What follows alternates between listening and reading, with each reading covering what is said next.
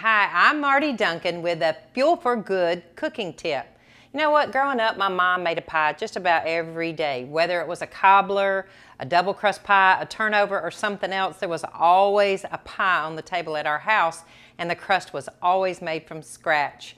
As I travel, many people come up to me and say they're afraid to make a pie crust, so I'm going to show you how to make an easy, tender, and flaky pie crust that is so good you're never going to want to buy a frozen one again.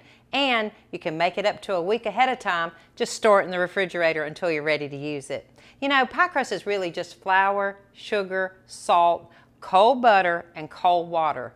The most important part to making a flaky, buttery pie crust is to start with cold ingredients, and here's why.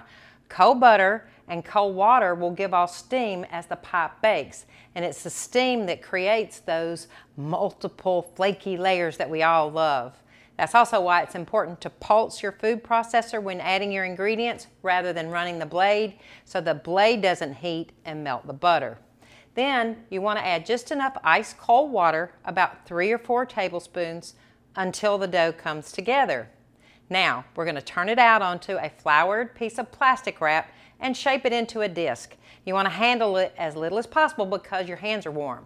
Now we're going to chill the dough for at least 30 minutes before using it. Today I'm making a rustic apple pie, and I'm not even using a pie pan. To get started, line your baking sheet with parchment paper.